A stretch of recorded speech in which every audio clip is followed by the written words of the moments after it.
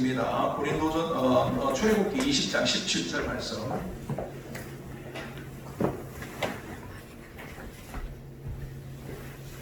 이제 시작해도 될 것 같은데 턱 펴졌어요? 43강 10번째 계명, 10계명의 10번째 계명입니다. 출애굽기 20장 17절 말씀 우리 한 목소리로 합독하겠습니다. 시작! 내 이웃의 집을 탐내지 말라. 내 이웃의 아내나 그의 남종이나 그의 여종이나 그의 소나 그의 낙이나 물어 내 이웃의 소유를 탐내지 말라. 아멘. 한 구절만 더 보겠습니다. 고린도전서 13장 4절에서 7절까지 말씀입니다. 한 번 더 이렇게 합독하겠습니다. 시작! 사랑은 오래 참고 사랑은 온유하며 시기하지 아니하며 사랑은 자랑하지 아니하며 교만하지 아니하며 우리 행하지 아니하며 자기의 유익을 구하지 아니하며 성내지 아니하며 악한 것을 생각하지 아니하며 불의를 기뻐하지 아니하며 진리와 함께 기뻐하고 모든 것을 참으며 모든 것을 믿으며 모든 것을 바라며 모든 것을 견디느니라. 아멘. 아멘. 43강 10번째 계명입니다. 79문부터 81문까지 우리가 함께 살펴보면서 은혜를 나누도록 하겠습니다. 우리 전체 개요를 우리가 보시면 하나님께서 사람에게 요구하는 의무가 있는데 크게 두 가지입니다. 하나님 사랑과 이웃 사랑이라고 했습니다. 하나님 사랑 여러분 1계명부터 4계명까지 여고 또 이웃 사랑은요 5계명부터 10계명인데 오늘 10계명을 우리가 보도록 하겠습니다. 지난주 우리 잠깐 복습을 하고 넘어가겠는데요. 9계명은 무엇인가 한번 읽겠습니다. 시작! 9계명은 내 이웃에 대하여 시작! 9계명은 내 이웃에 대하여 거짓 증거하지 말라입니다. 네. 오늘 우리가 잠깐 다르게 오늘 빨리 좀 보겠습니다. 거짓 증거하지 말라. 이 말을 하기 전에 그 앞에 달린 문구가 있습니다. 내 이웃에 대하여 그렇게 말하죠. 내 이웃에 대하여 이것을 통해서 사람은 공동체 생활을 하고 있음을 우리가 알 수가 있습니다. 사람들이 혼자 사는 것이 아니라 여러 사람이 함께 모여 살고 있다는 거죠. 함께 모여 살고 있기 때문에 서로 부딪히는 것들이 일어날 수 있다는 것입니다. 아담 이후에 세상에는 죄가 들어왔습니다. 죄성이 있어요. 그러니 각자 욕심과 욕망이 있습니다. 그러니 나와 너가 만나서 서로가 생각이 다르고 의견이 다를 때 갈등이 생기고 또 다툼이 생기고 시시비비를 가려야 될 것들이 있다는 것입니다. 그러다 보니까 판결을 해야 되니까 재판이 있어야 되고 재판을 하다 보면 증거가 있어야 되는 거죠. 그래서 재판이나 증거에 있는데 이런 관계 속에 있을 때 거짓말 하지 말라, 거짓 증거하지 말라라는 것이 의미입니다. 그런데 이스라엘에서는요 제사장이나 선지자나 왕이 그 판결을 했습니다. 가지고 오면 그 판결을 주로 해 주었습니다. 모세 시대 때 모세가 주로 하루 종일 그 일을 했고요. 또 다윗 왕이 직접 그 일들도 또 관장했습니다. 여러분 잘 아는 솔로몬의 지혜로운 판결도 우리가 알죠. 이것에 대한 아주 구체적인 사건이 구약에 한 사건이 있었다고 제가 지난주에 말씀을 드렸습니다. 어떤 사건인지 기억나십니까? 나봇의 포도원 사건. 이걸 통해서 오늘 이 9계명의 의미를 정확하게 우리가 파악할 수 있습니다. 열왕기상 21장 1절에서 29절에 나와 있는데요. 그게 여러분 잘 아는 악한 왕 아합 왕이 나옵니다. 아합 왕이 그 왕궁 근처에 이스라엘이라는 땅이 있는데 그 평원에 나봇의 포도원이라는 좋은 밭이 하나 있었습니다. 좋은 포도밭이 있었는데 이게 너무 갖고 싶은 거예요. 그래서 사람을 보내가지고 내가 이 밭을 사고 싶으니 나에게 팔아라 그랬더니 나봇이 그 왕의 명령임에도 불구하고 거절합니다. 거절하는 이유는 내가 이건 조상으로부터 받은 땅이기 때문에 팔 수 없다라는 것입니다. 그러니 이 아합 왕이 너무 마음이 어려운 거예요. 저거 너무 갖고 싶은데 또 그렇다고 함부로 빼앗을 수는 없고 그런 마음의 갈등을 가지고 근심 걱정하고 있으니 그의 아내인 이세벨이 아합 왕보다 더 악한 여자잖아요. 그래서 왕이여 근심하지 마소서 걱정하지 마소서 내가 이 문제 해결해 드리겠습니다. 그러면서 편지를 아합 왕 이름으로 편지를 그 나봇이라는 동네의 장로들에게 편지를 보냅니다. 그리고 얼마 안 있어서 그 편지의 내용은 보나 안 보나 뻔합니다. 불량자들, 그곳에 있는 불량자들 몇 명을 불러가지고 너희가 이 나봇의 이 주인을 하나님과 왕을 모욕했다, 비난했다, 이렇게 고소 고발을 하라는 것입니다. 그래서 하나님과 왕을 비난하고 저주했다, 그렇게 고발을 해가지고 2사람 이상이면 되거든요. 그래서 여러 명이 모여가지고 고발을 해가지고 결국은 그 죄명을 뒤집어 씌워서 나봇을 죽여버립니다. 그리고 그 땅을 차지해서 왕에게 갖다 주죠. 그래서 여기서 보세요. 재판이 일어났고 거짓 증거를 가지고 거짓 증언을 함으로 말미암아 어떻게 됩니까? 사람이 죽어버렸습니다. 이와 같이 사람이 죽을 수도 있다는 겁니다. 그러니 그것에 대해서 너희들이 뭐냐? 거짓말하지 마라, 그렇게 이야기합니다. 그건 거짓말하지 말라는 이유는 결국은 그 공동체가 유지되기 위해서는 이 거짓말하면 다 깨어져야 된단 말이죠. 전부 서로 싸우고 갈등이 일어나고 싸우게 됩니다. 그래서 그렇게 하지 말라는 거예요. 그래서 거짓말하지 말고 진리를 말해라, 그렇게 말하는 겁니다. 구계명이 요구하는 것은 무엇입니까? 읽겠습니다. 시작. 구계명이 요구하는 것은 특별히 증거하는 일에 있어 서로 간에 진실을 말하고 우리 자신과 이웃의 명예를 지키며 높이는 것입니다. 아멘. 자, 봅시다. 재판과 증거, 재판이 있고 그러면 CCTV를 가릴 때 증거를 하는데 뭐 참과 거짓이 있겠죠. 그럴 때 거짓말을 하지 말고 뭐 어떻게 하라고요? 진실을 말해라, 진리를 말해라. 그렇게 말해야 되는 이유가 뭐냐? 아까 나봇의 사건을 보았듯이 사람을 살릴 수 있습니다. 죽일 수도 있고 살릴 수 있다는 것입니다. 다른 사람의 생명을 빼앗으면 그거는 살인하는 거잖아요. 그러니까 그거 안 된다는 겁니다. 그렇게 하지 말라는 거죠. 뿐만 아니라 거짓 증언을 함으로 말미암아서 그 사람을 한순간에 아주 나쁜 사람으로 만들어 버리죠. 명예를 실추시키게 되는 겁니다. 그렇게 하지 마라. 올바른 말을 해서 그 사람의 명예를 지켜주라는 거죠. 그 명예를 존중하고 지켜주라는 것입니다. 뿐만 아니라 공동체를, 그렇게 해서 공동체를 보호하고 지켜내라는 것입니다. 그런데 이것은 결국은 이것을 구계명이 요구하는 게 바로 이건데, 그럼 왜 이것을 해야 되느냐? 그것은 바로 하나님의 성품에 우리가 참여하는 것이기 때문에 그렇다는 거죠. 하나님은 진실하시다는 겁니다. 그래서 우리 또한 진실함으로 하나님의 성품, 신의 성품에 참여하게 된다는 것입니다. 그러니 오늘 저와 여러분들도 진실함으로 사탄의 자녀가 아니라 하나님의 자녀로서 진실하게 살아야 한다는 것입니다. 구계명에 금지하는 것은 무엇입니까? 또 한번 읽겠습니다. 시작. 구계명이 금지하는 것은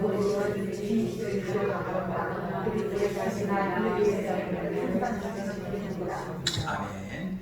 구계명의 금지 우리가 보겠습니다. 진실을 가로막지 말라. 그리고 명예를 손상시키지 말라. 그런 일은 하지 말라. 그게 금지하는 겁니다. 왜요? 그래야 사람을 살리고 명예를 존중하고 공동체를 보호할 수 있기 때문에 그렇습니다.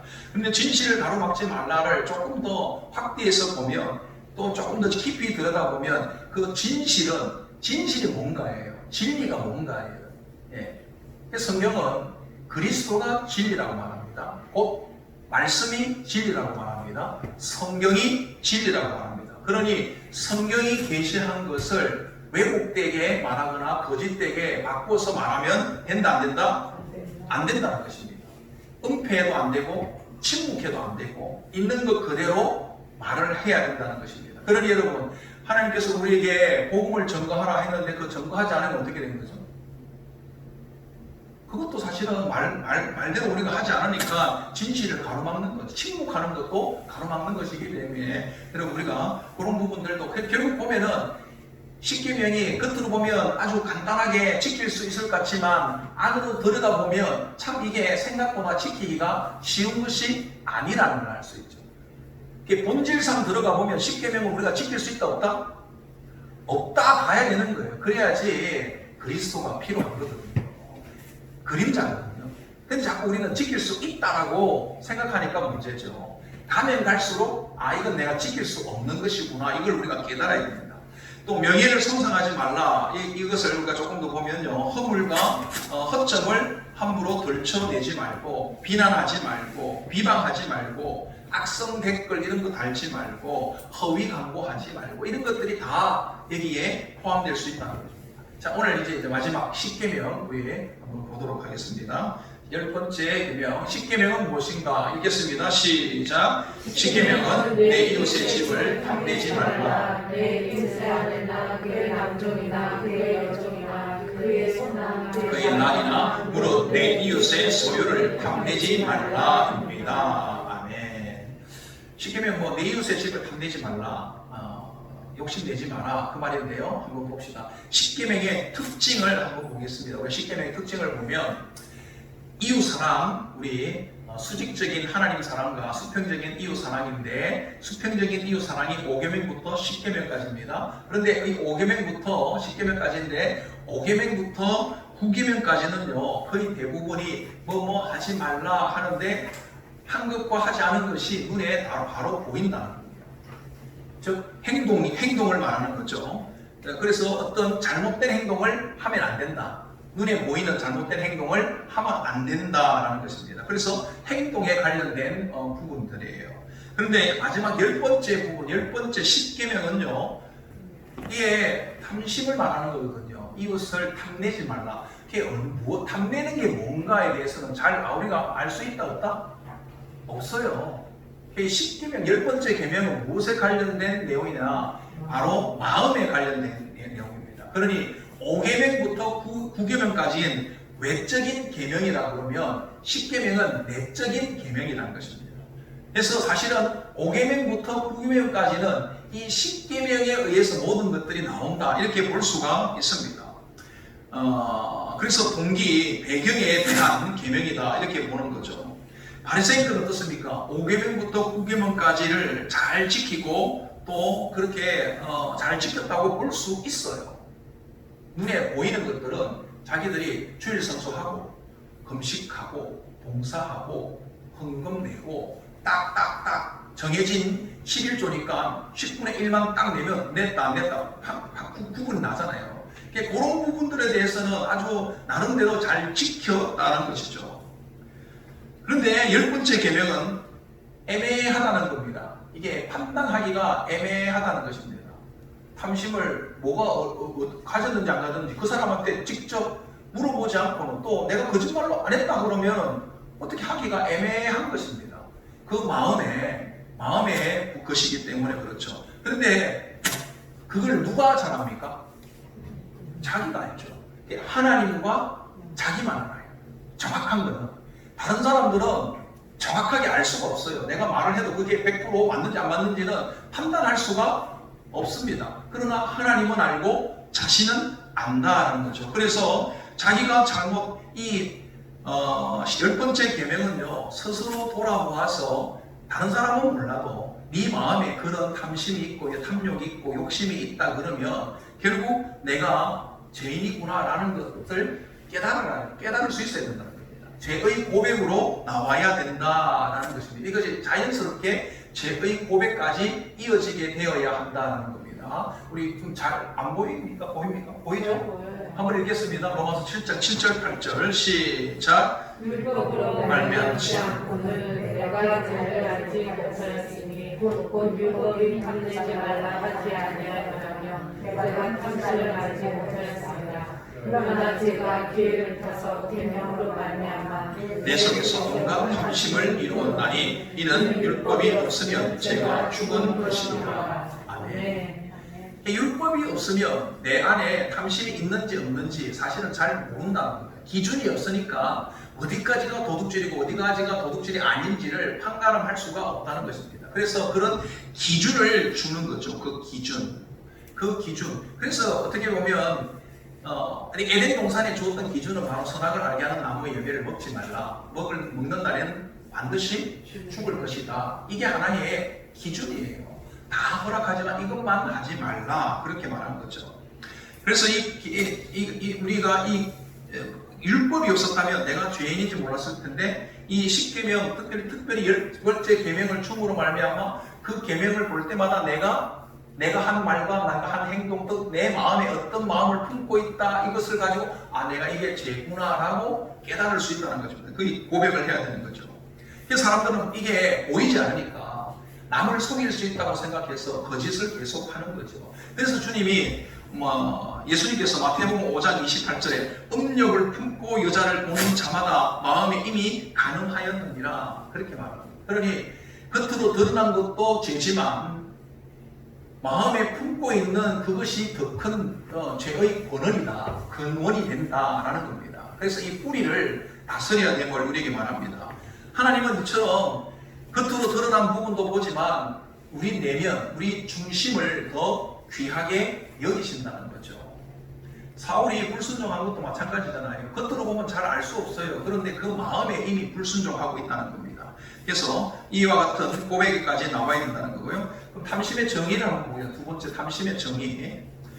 탐심에 여러 가지 종류가 많은데 탐심을 알기 위해서 일단 이걸 기본적으로 우리가 아는 욕구, 인간이 갖고 있는 욕구들이 있지 않습니까?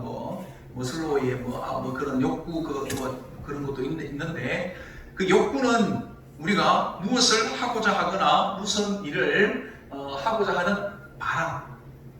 이 욕구는 전혀 문제가 안 된다는 기본적인 욕구를 하나님께서 우리에게 주셨다는 겁니다. 이것은 죄가 되는 것이 아니에요. 근데 이제 뭐부터 죄가 되느냐? 그래서 식욕부터 해가지고 기본적인 욕구는요 죄가 아닙니다. 그런데 탐욕은 이제 죄가 되는 건데, 탐욕은 무엇을 말하느냐? 비정상적인 욕심, 그리고 금지된 것을 향한 욕심과 욕망.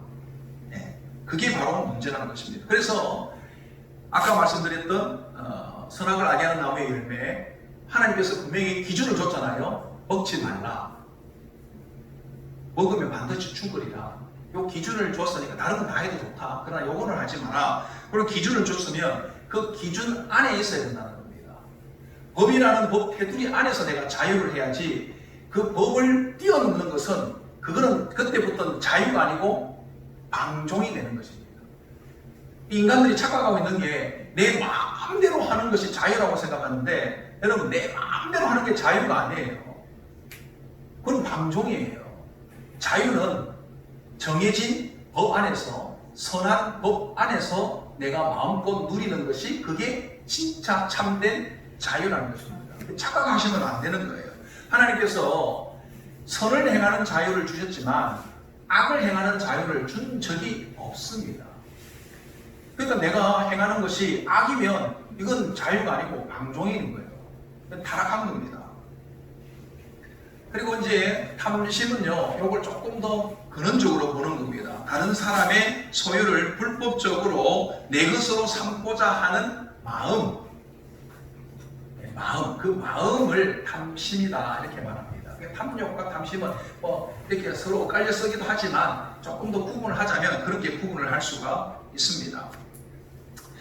이 십계명은요, 출애굽기에도 나오고 신명기에도 나옵니다. 출애굽기는 이제 처음 맺을 때 가나안 땅 들어가기 전에 한 거이고요. 신명기는 이제 가나안 땅에 들어가서 지켜야 될 법을 한 번 더 해줄 때 말한 겁니다. 그런데 공통적으로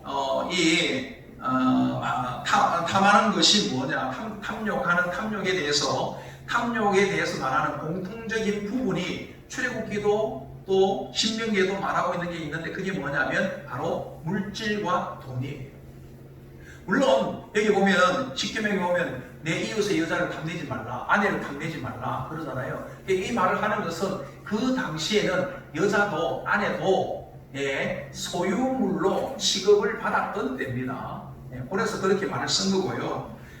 근데 가장 탐욕의 핵심을 보고 있는 게 뭐냐면 바로 물질이라는 돈이라는 것입니다.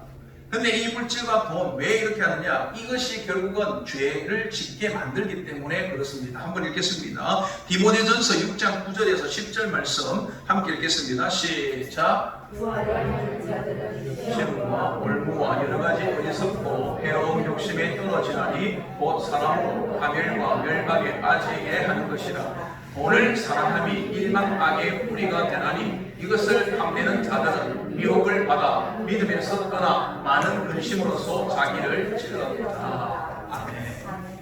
성경이 돈에 대해서, 물질에 대해서 이렇게 많이 말합니다. 그만큼 여러분, 물질이요 하나님만큼이나 힘이 세요.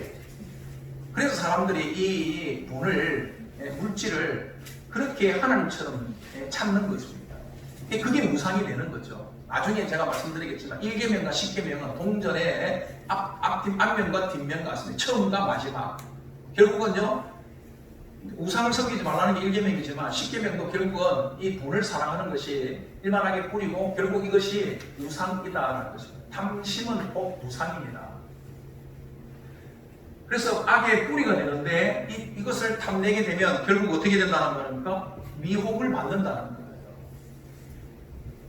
그런데 돈의 욕심을 내면, 물질의 욕심을 내면 반드시 미혹을 받는다는 것입니다. 와서 자꾸 사람을 건드려요. 물질에 여러분 내가 자유하지 못하면 어렵다는 것입니다. 목회자들도 마찬가지예요. 교회도 마찬가지고 이게 물질이 들어가면서 타락을 하게 되거든요. 교회가 조그만하고 뭐 이렇게 할 때는요, 뭐 크게 타락할 게 없어요. 그런데 뭔가 많으면 그곳에 이제 많은 사람들이 그것을 얻기 위해서 막 달려들게 되는 거죠. 커지면 요 이제 지금 물질도 말했지만 또 하나가 나중에 보면 명예욕이라는 게 있거든요. 직분에 대한 욕구. 그런 욕구들 때문에 문제가 일어나게 되는 겁니다. 자, 그래서 이게 뿌리라. 악은 일반 탐심은요 모든 악의 뿌리가 된다는 겁니다.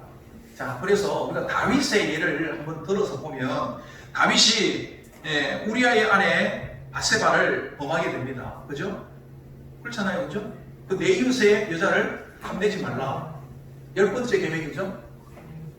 맞죠, 그죠? 그러니까 딱 다윗이 마음에 음욕을 품고 바세바를 취하게 됐죠. 그래서 쉽게 10번째 계명을 어겼습니다. 그 10번째 계명을 어기게 된 거, 탐심을 가졌거든요. 탐욕을 가졌거든요. 음욕을 가졌거든요. 그러면 10계명의 10번째 계명을 범한 겁니다. 그런데 그것이 결국은 또 10계명만 범한 게 아니에요. 그것이 결국은 어떻습니까? 가능하게 되죠. 7번째 계명을 범하게 되는 겁니다. 또 어떻습니까? 그걸 덮기 위해서 거짓말을 하죠. 9계명을 범하게 되는 것입니다. 그리고 바세바를 취하게 됐죠. 8계명을 어기게 된 것입니다.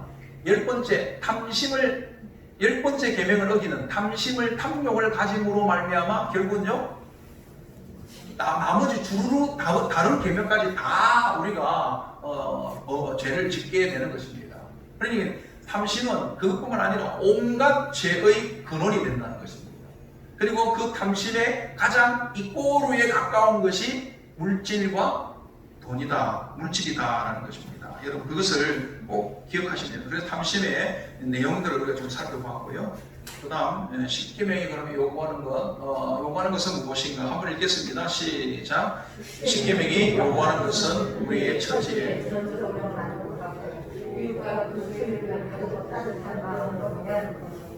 아멘. 그래서 10계명에서 이 10계명, 이 탐심을 이길 수 있는 가장 좋은 방법이 뭔가 이것을 우리가 가르치는데요. 이걸 한번 보겠습니다. 일단 탐욕, 탐심, 탐욕에는요 종류가 많아요. 기본적인 종류가 많습니다. 그런데 그 탐욕 중에 기본적으로 가장 우리가 잘 넘어지는 욕심이 3개가 있는데 그게 바로 하나는 물욕, 돈이죠. 두 번째는 명예욕, 세 번째는 성욕. 요 3가지가 우리가 인간들이 가장 잘 넘어지는 부분들이에요. 요 3가지 부분 대표적인 것입니다. 명예욕 같은 경우는요 우리가 보시면 여러분 신약에도 아나니아와 삽비라 있죠. 아나니아와 삽비라 사건이 있습니다. 아나니아와 삽비라가 하나님께 헌금을 했는데 이거를 다 숨겨놓고 다녔다고 그랬다가 그냥 성령께서 하셔가지고 그 자리에서 죽게 되었던 그 사건이죠. 근데 이게 왜 이런 일이 일어나게 되었는가를 알아야 됩니다. 이게 사도행전 4장에 아마 나올 거예요. 그런데 사도행전 4장에 보면 이제 어떤 초대교회가 만들어지고 초대교회가 어떤 식으로 만들어졌느냐. 여러분, 예루살렘에 유대인들은 세 번 절기에 예루살렘에 올라와야 되잖아요. 하나님을 뵈야 되거든요. 그래서 전국에 있는 사람들이 다 예루살렘에 제사를 드리러 옵니다. 그런데 이스라엘 유대의 사람뿐만 아니라 저 바깥 다른 나라에 사는 디아스포라에 사는 사람들도 다 이렇게 하여튼 명절만 되면 6월절 이렇게 되면 다 예루살렘으로 오게 되는 겁니다. 와서 제물을 가지고 제사를 드리려 가는데 이 제사장과 이 종교 지도자들이 어떻습니까? 이 장사치들하고 이 결탁을 해가지고 양도 팔아먹고 그냥 양을 드리려고 제사 드리려고 하고 왔는데 너무 먼 데서 오랫동안 데려오다 보니까 더러워질 수도 있고 상처가 입을 수도 있잖아요. 그래서 이제 흠이 있어서 안 돼 이래가지고 제사를 못 드리는 거. 그럼 제사를 드려야 되는데 어떡하면 저기 팔잖아. 또 그 옆에는 꼭 유대인 돈으로만 이걸 낼 수 있다. 그래서 또 환전세를 뜯어먹고 사는 거예요. 이제 마음이 상하는 거예요. 제사는 드려야겠는데 이 벌써 썩었는데 마음이 힘든 거예요. 그런데 한쪽에서 베드로가 말씀을 전하는데 이 말씀이 너무 신선하고 이 말씀대로 될 것 같은 믿음들이 일어난 거예요. 그래서 한번 말씀할 때마다 3,000명, 4,000명씩 막 몰려드는데 그 사람들이 다 이 디아스포라부터 전 지역에서 와서 예루살렘에 왔던 사람이에요. 말씀을 듣다 보니까 어떠냐면요. 이제 곧 예수님이 오실 것 같아. 주님이 올라간 대로 본대로 오시리라. 그래서 베드로도 그렇고 베드로가 처음에 복음을 전할 때 사도 바울도 복음을 전할 때는 진짜 주님이 곧 오실 줄 알았어요. 그래서 교회를 잘 몰랐거든. 처음에 1차 전도 나갈 때만 해도 이 사도 바울이 교회라는 개념이 별로 없었습니다. 그런데 좀 지내다 보니까 하나님이 교회를 통해서 일을 한다, 역사하신다는 걸 알고 그때부터 이제 바뀌게 되는 거예요. 어쨌든 초대교회는 곧 주님이 오신다라고 여겼기 때문에 그들이 집으로 고향으로 돌아가지 않고 곧 주님이 오실 것이니까 이 예루살렘에 눌러 앉은 거예요. 그래 눌러 앉아가지고 모여가지고 소그룹으로 집집마다 가서 예배도 드리고 또 전체로 모여서 예배도 드리고 그런데 이제 뭐 가져왔던 돈이 떨어질 거 아니에요. 그러다 보니까 은혜 받았던 예루살렘에 있던 자들이 자기가 이제 이 디아스포라에 있는 공동체를 위해서 자기 재산을 내는 거예요. 그래서 쉽게 말하면 강남에 있는 집을 팔아가지고 집 그래야 된다니까. 지금 이제 그러고 이제 집 팔라고 그러잖아. 강남에 있는 집을 팔아가지고 조금 외지에 가가지고 더 많은 사람들 함께 우리 나눠 먹자. 그게 초대교회예요. 그렇게 한 사람이 누구냐? 바나바예요. 여러분 잘 아시는 바나바. 바나바가 위로의 아들이라는 뜻인데 그렇게 하니까요. 그 초대 공동체의 사람들이 와, 이 바나바 진짜 대단하다. 와, 너무 존경할 만하다. 막 그래서 온 사람들이 바나바 그러는 거예요. 그러니까 이 막 명예가 재산을 다 내고 같이 했더니 막 이 사람들이 다 바나바가 최고다고 막 이렇게 띄워주니까 그걸 옆에서 지켜보던 아나니아와 삽비라가 자기도 그렇게 명성을 얻고 싶은 거예요. 명성을 얻고 싶은 거예요. 인정을 받고 싶은 거예요. 사람들로부터 칭찬을 받고 싶은 거예요. 그래서 자기도 재산을 다 팔아가지고 내가 사도들 앞에 내가 바칩니다 라고 딱 하는데 아나니아와 삽비라는 자기가 생각하니까 그래도 내가 묵고 살 것은 내가 남겨둬야지. 내가 그까지 내면 내가 어떻게 사냐. 믿음이 아직 없으니까 명성은 얻고 싶고 믿음은 부족하니까 자기가 몰래 먹고 살 거는 감춰놓고 나머지 것을 드리면서 내가 이걸 다 바쳤다. 그래서 다 바쳤다 하는 마음 그것으로 사람들로부터 인정과 칭찬을 받고 싶은 거예요. 바나바처럼. 그런데 그것이 성령을 속이는 죄가 되었습니다. 초대교회는 시작이기 때문에 어떻게 보면 하나님께서 이 초기 공동체를 순수하게 지키기 위해서 하나님께서 시범 케이스로 너 하나 성령을 속이면 이렇게 된다는 것을 첫 번째 한번 보여주신 거죠. 그래서 아나니와 삽비라가 죽게 됩니다. 그런데 여기도 마찬가지죠. 명예 욕이에요. 물질, 돈이 힘이 있으니까 물질을 가지고 욕심을 내죠. 사람이 인간이 또 이렇게 높아지고 싶은 욕구가 있는 거예요. 압살롬도 마찬가지죠. 왕의 직분을 너무 탐한 겁니다. 반역을 일으키다가 죽게 되죠. 사울 왕도 마찬가지입니다. 처음에는 자기가 겸손했지만 왕이 되어 보니까 이 왕의 자리가 너무 좋거든요. 그 왕의 자리를 지키려고 하다 보니까 결국은 하나님 앞에 불순종하고 버림을 받게 되는 겁니다. 여기에 우리 교회 안에도 오늘날도 마찬가지예요. 교회 안에도 이런 것들이 다 있습니다. 자꾸 자기가 교회 안에서 인정받으려고 하는 것, 이런 것들, 칭찬받고 인정받고자 하는 욕구, 누구나 다 있잖아요. 그죠? 근데 이게 도를 지나치면 안 된다는 거예요. 상식적인, 기본적인 선 안에서 하면은 크게 문제가 되지 않는데, 내가 도를 지나쳐서 불법을 행하면서까지 내가 그 명예를 얻으려고, 여러분, 우리 교회는 그런 일이 아직도 없잖아요. 장로님밖에 안 뽑았으니까 우리는요, 없어요. 그런 일이 별로 있을 수가 없는데, 또 교회가 조그마하니까 별로 관심이 별로 없어요. 그죠?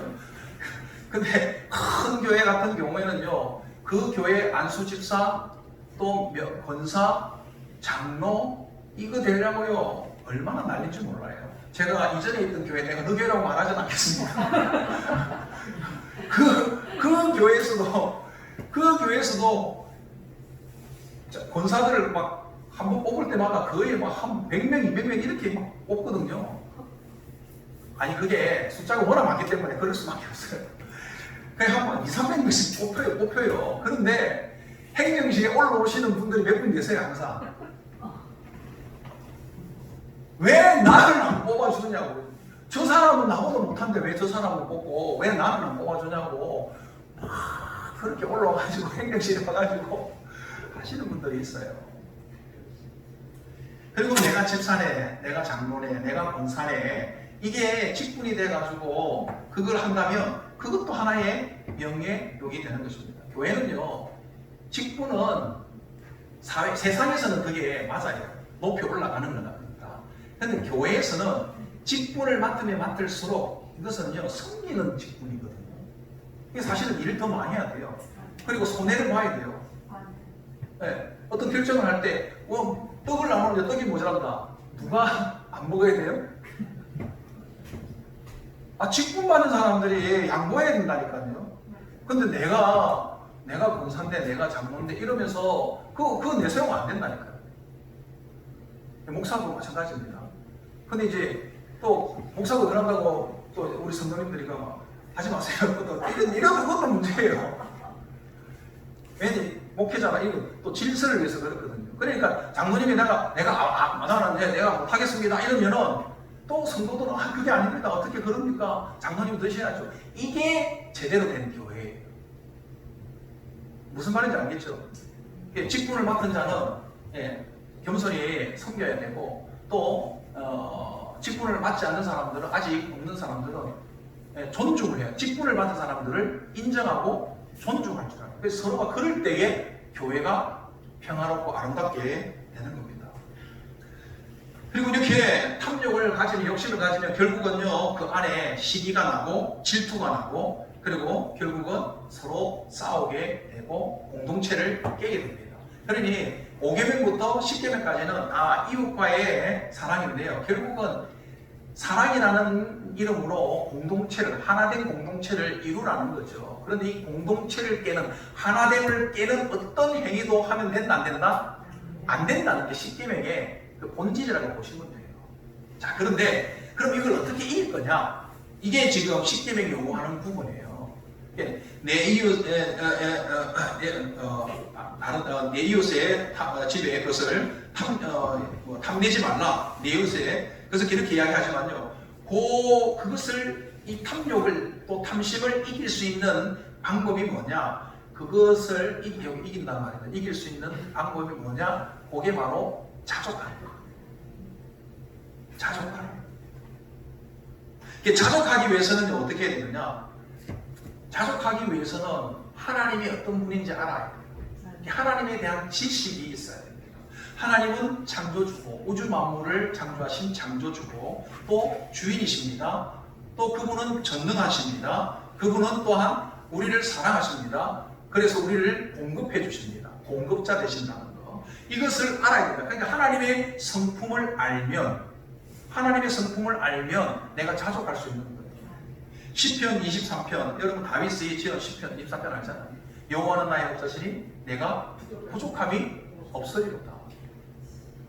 여호와는 나의 목자니까 목자 대신 주님께서 양인 나의 모든 필요를 다 알아서 채워준다는 거예요. 이 믿음이 있으면 내가 자족할 수 있는 거예요.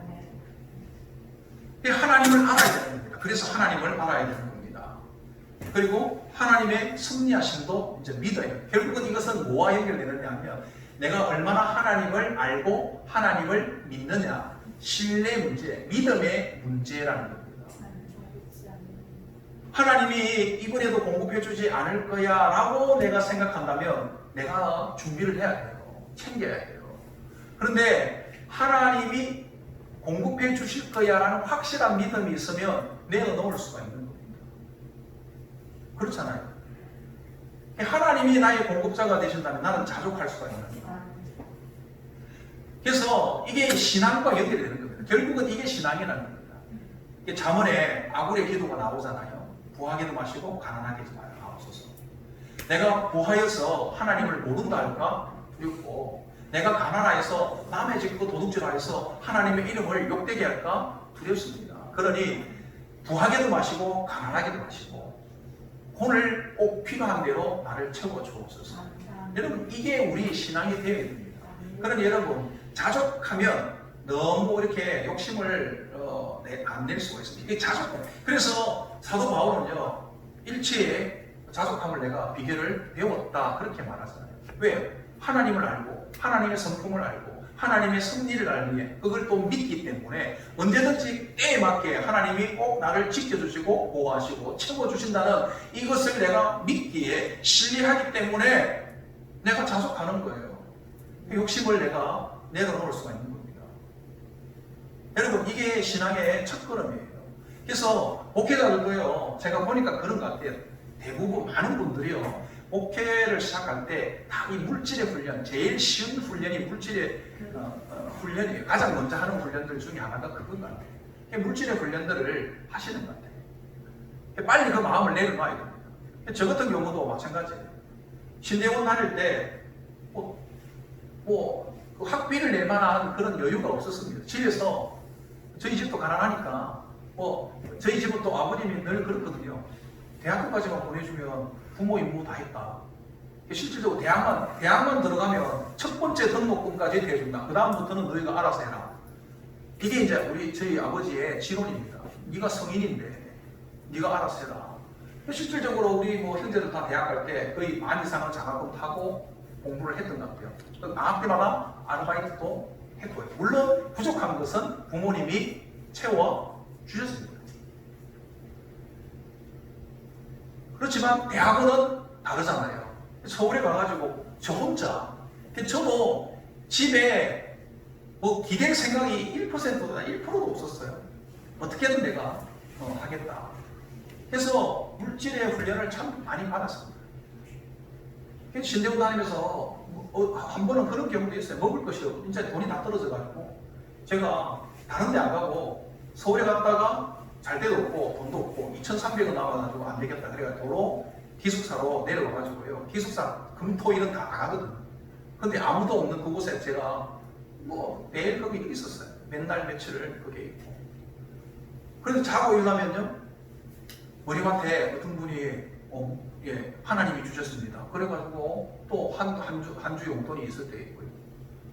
또 해운대 제일교회 같은 경우는 제가 말도 안 했는데 그 여성교회에서 알아서 막 저를 위해서 기도를 하시고 후원을 또 해주시더라고요. 또 어떤 날은 이제 진짜 돈이 없어가지고 오늘은 굶나 그렇게 생각하면서 그런 거 있잖아요. 통장에 그냥 한번 찍어보고 싶어요. 부를 때는 없는데 그냥 나도 모르게 그냥 한번 통장 한번 찍어보고 싶은 거. 그 통장 한번 찍어보니까 진짜 돈이 들어가는 거예요. 누가 보냈는지는 모르겠지만 그런 일들이 한두 번이 아니에요.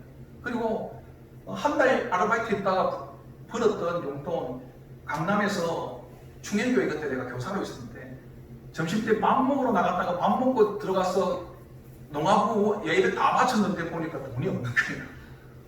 점심 때 먹었는데 한 3시, 4시 돼가지고 이제 조금 한 3시간, 4시간 사이에 동안 내가 몰랐던 거예요. 없어요. 한 달 생활입니다. 그래서 제가 어떡하겠어요. 다시 내가 있었던 자리를 거꾸로 탁 돌아서 가다 보니까 이제 점심 때 식당에 가는 적이구나. 식당에 쫙 가죠. 식당 그 큰 길가였거든요. 큰 길 도로가에 사람들이 얼마나 많이 다닙니까? 그 강남에. 근데 식당 앞에까지 쫙 가는데 저기 하얀 분수 하나 있는 거예요. 중요한 거는 그 안에 돈이 들었나 안 들었나가 중요한 거 아니에요. 근데 내가 가서 딱 집었는데